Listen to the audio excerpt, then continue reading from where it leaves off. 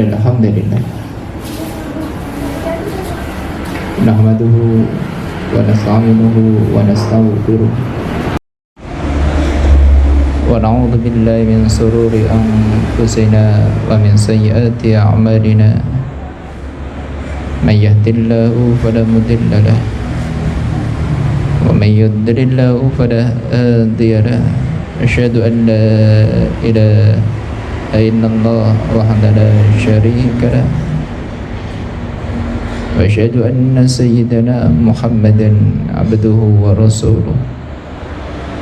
Allahumma salli wa sallim ala nabiyyina wa habibina wa syafi'ina wa nuri qulubina wa maulana Muhammad wa ala alihi wa ashabihi at-tahirin wa man tabi'ahum bi ihsanin ila yaumiddin wa la hawla wa la quwwata illa billahil aliyyil azim. Amma ba'du. Para kaum muslimin dan muslimat dimanapun berada, alhamdulillah sebentar lagi kita akan berjumpa dengan hari raya Aidil Fitri, bahwasanya salat sunnah hari raya Idul Fitri menurut madhab al-Imam Asy-Syafi'i dan juga menurut madhab Imam Malik radhiyallahu anhuma melaksanakan salat hari raya Idul Fitri hukumnya adalah sunnah muakkadah.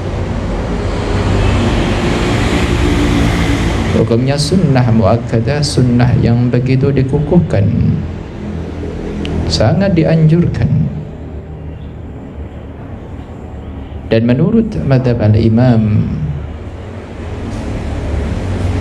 Abu Hanifah bahwasanya salat Aidil Fitri adalah hukumnya fardu ain. Dan menurut al-Imam Ahmad bin Hanbal bahwasanya salat Aidil Fitri hukumnya adalah fardu kifayah. Ini perbedaan di antara para ulama. Yang kita bahas adalah madhab al-Imam Asy-Syafi'i radhiyallahu anhu, bahwasanya madhab kita, madhab Imam Syafi'i adalah sunnah muakkadah. Dan salat sunnah Idul Fitri ini disunnahkan untuk dilaksanakan berjamaah, sunnah. Tapi pun diperbolehkan untuk dilakukan dalam keadaan munfarid, sunnah semua. Baik yang berada di rumah sunnah menjalankan salat Idul Fitri, ataupun dalam keadaan bepergian sunnah menjalankan salat Aidil Fitri. Cuma kalau salat ini dikerjakan secara berjamaah, maka disunnahkan untuk khutbah setelah melaksanakan salat Aidil Fitri, sunnah untuk khutbah. Tapi kalau dalam keadaan munfarid, dalam keadaan sendiri, maka tidak disunnahkan untuk khutbah Idul Fitri, tidak disunnahkan. Atau dalam keadaan jamaah, boleh jamaah, tapi jamaah adalah an-nisa, perempuan semuanya,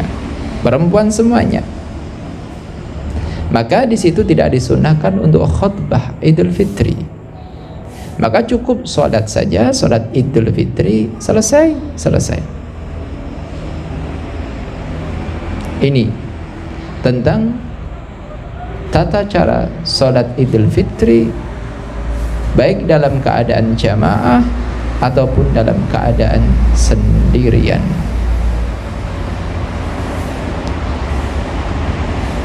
Dan biasa salat sunnah Idul Fitri baik secara jamaah atau sendiri sama, disunahkan. Jadi salat sunnah Idul Fitri adalah 2 rakaat. Rakaat pertama disunahkan untuk takbir 7 kali. Setelah takbir 7 kali membaca surat Al-Fatihah. Setelah membaca surat Fatihah, membaca surat pendek biasanya Sabbisma rabbikal a'la alladzi khalaqa fasawwa. Kemudian rakaat kedua, di rakaat kedua menggunakan takbir 5 kali. Ini selain takbiratul intiqal, takbir 5 kali. Yang 7 kali yang rakaat pertama tadi selain takbiratul ihram. Rakaat kedua adalah 5 kali takbir. Setelah 5 kali takbir baca Fatihah. Setelah baca Fatihah surat pendek biasanya hal ataka haditsul ghasyiyah. Selesai. Setelah itu salam. Assalamualaikum. Assalamualaikum. Terus setelah selesai kita membahas sholat Idul Fitri baik secara jamaah ataupun dalam keadaan sendirian, maka kita menginjak bahwasanya sebelum melakukan sholat Idul Fitri ini ada takbir. Kita disunahkan untuk bertakbir. Allahu Akbar, Allahu Akbar, Allahu Akbar, Allahu Akbar. La ilaha illallah, Allahu Akbar, Allahu Akbar, walillahil hamd. Kita disunahkan untuk takbir. Dan kapan disunahkan takbir Idul Fitri? Jadi enak. Walaupun takbir di dalam pandangan ulama ada takbir yang mursal, ada takbir yang muqayyad. Takbir mursal yaitu takbir yang bebas. Yang bebas, yang tidak terikat setelahnya sholat. Kalau takbir muqayyad yaitu adalah takbir yang terikat yang dilaksanakan setelah sholat. Sholat fardu, sholat sunnah, sholat jenazah, bebas. Salat rawatib, salat sunat mutlak, itu takbir muqayyad. Dan di sini di dalam salat Idul Fitri ini disunahkan secara mutlak, itu aja.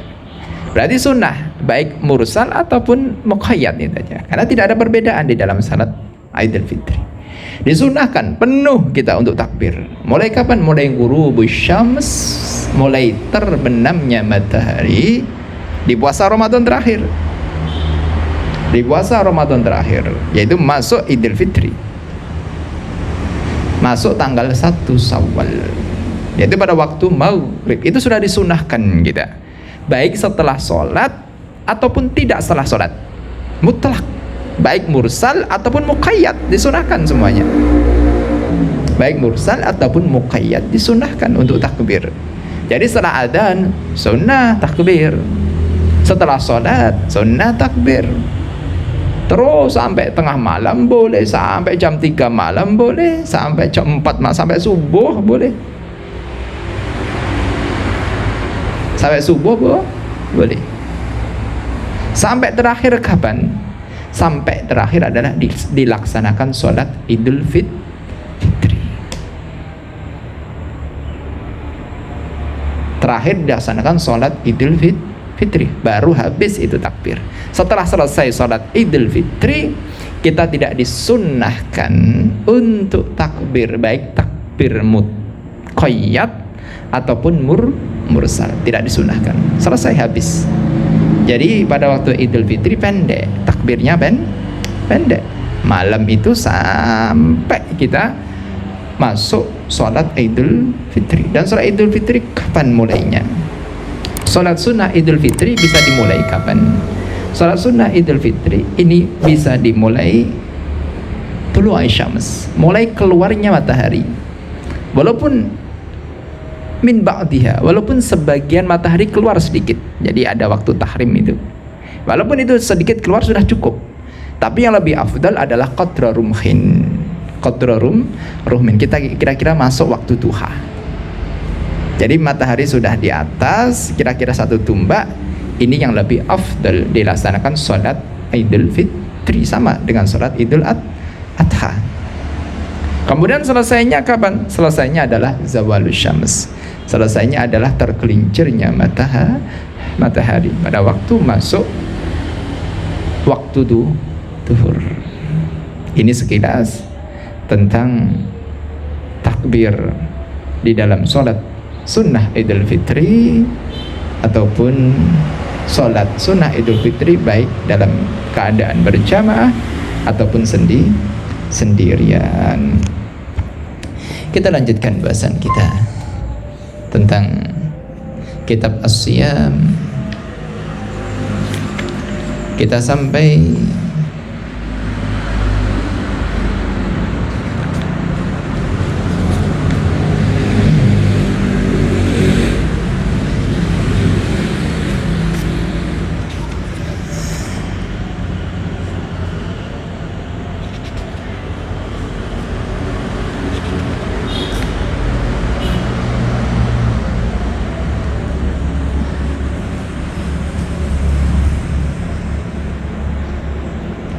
kepada faidah yang keempat. Salamun hiya hatta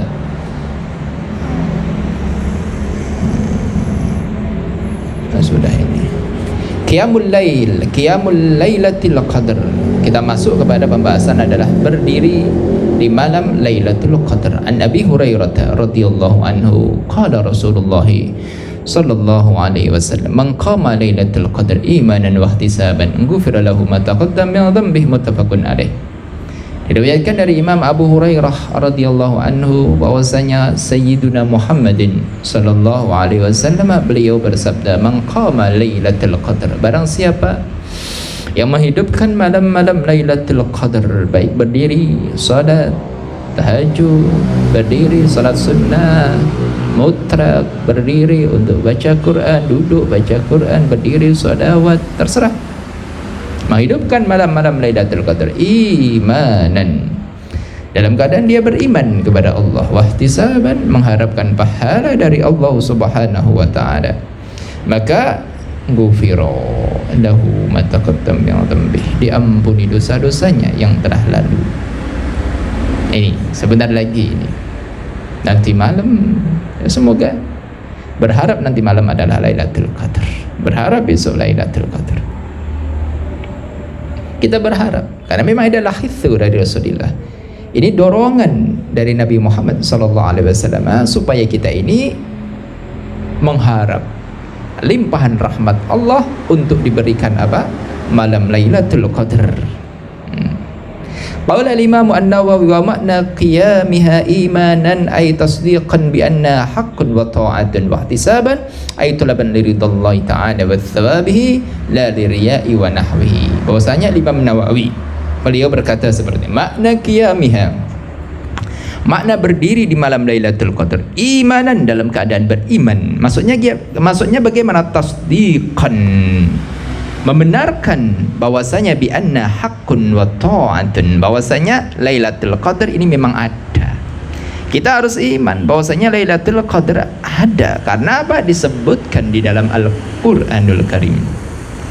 Jadi malam Lailatul Qadar itu sudah disebutkan di dalam Al-Qur'anul Karim. Ya, kita sebagai seorang yang beriman kepada Allah dan Rasulullah pun harus iman kepada Al-Qur'an.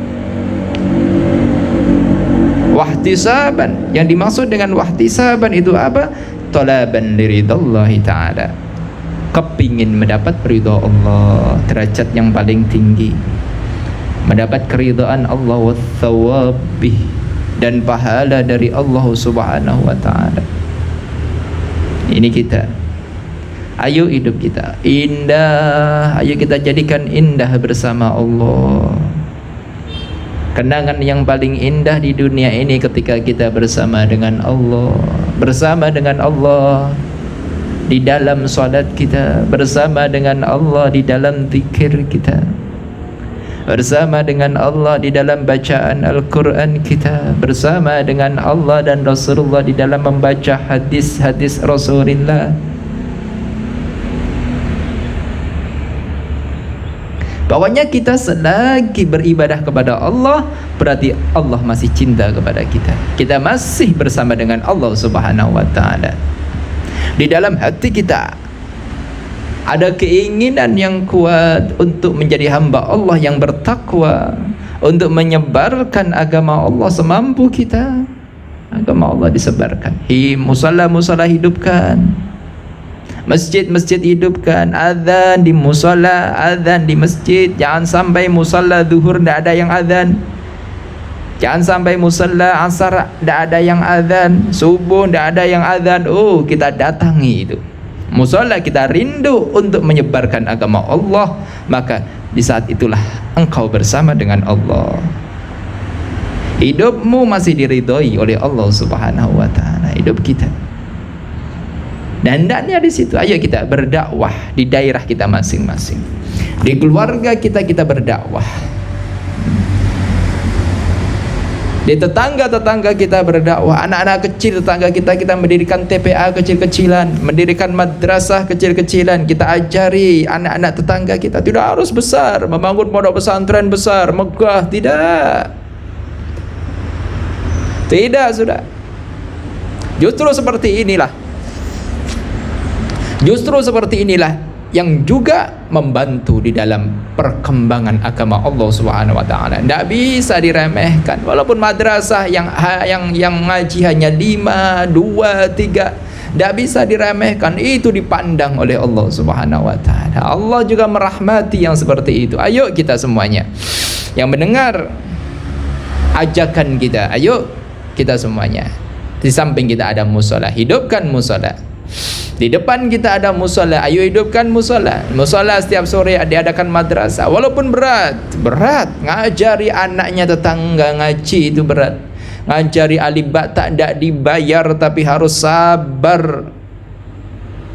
Kadang anaknya masuk, kadang masuk rame.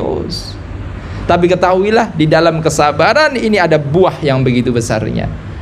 Dalam kesabaran itu ada buah yang begitu besarnya. Ayo kita punya azam yang kuat, keinginan yang kuat untuk berdakwah dimanapun berada. Wahai sepuh-sepuh Al-Bahjah Blitar, ayo kita bersama-sama. Ayo berdakwah, kenalkan semuanya kepada Allah Subhanahu wa taala. Kenalkan kita yang bergabung di dalam dakwah Al-Bahjah Blitar. Ayo kita hidupkan masing-masing daerah. Tidak harus gemuruh pergi ke pondok, ngaji ke pondok semuanya, tidak. Kalau memang ada kesibukan ngajar madrasah, ayo ngajar madrasah. Kesibukan ngajar TPA, ayo ngajar TPA. Hidupkan itu masing-masing. Semuanya kompak, insya Allah akan terjauhkan dari kebodohan. Anak-anak akan pintar ngaji semuanya, insya Allah. Barakah, insya Allah.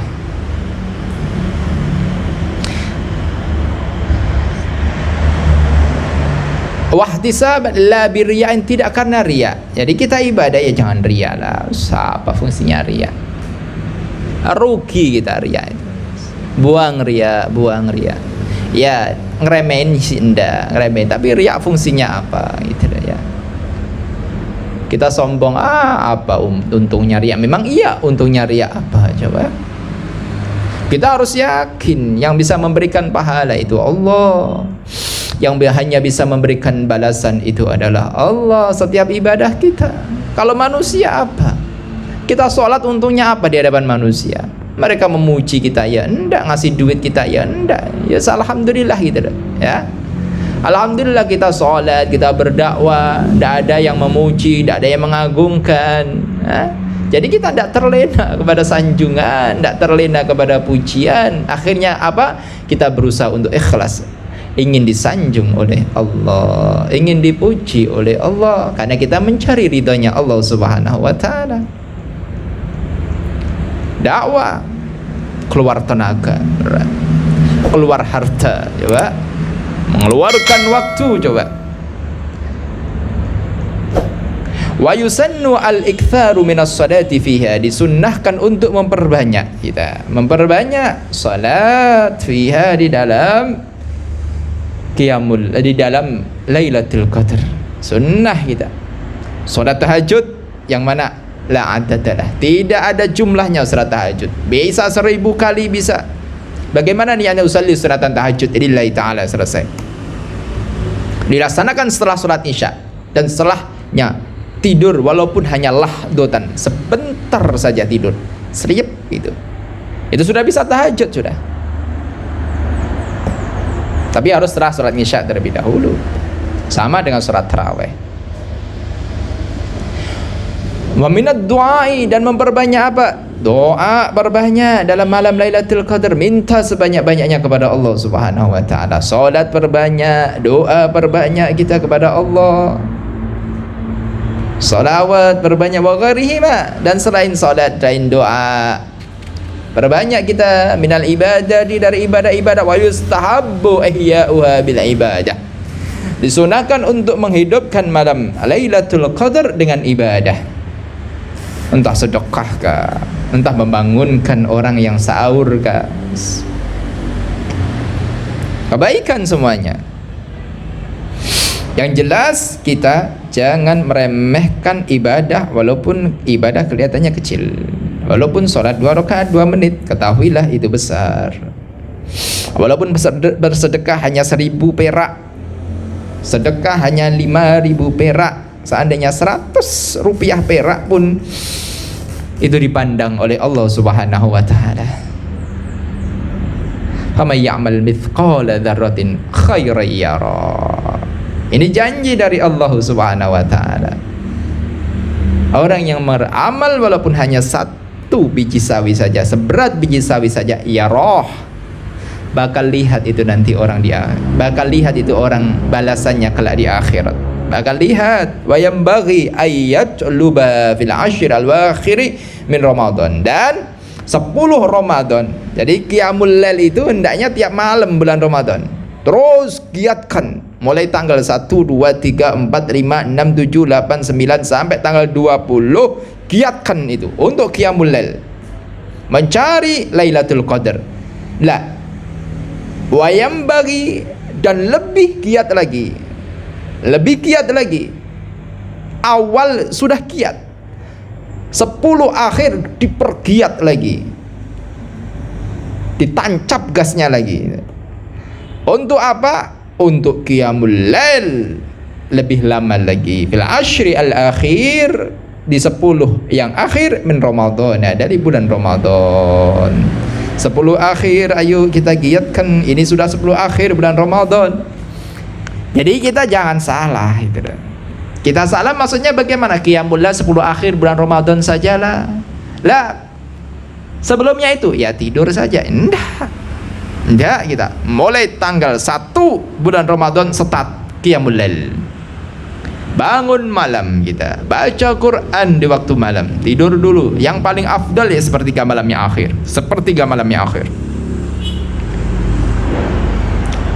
Yang penting malam-malam dihidupkan ya, jam 9 ya tidak masalah, jam 10. Tapi yang paling afdal sepertiga malamnya akhir itu.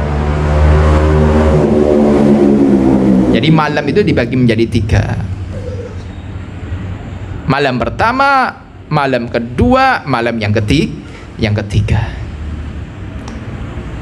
Coba. Seandainya 6 jam ya 2 jam, 2 jam, 2 jam. Sepertiga malam yang akhir.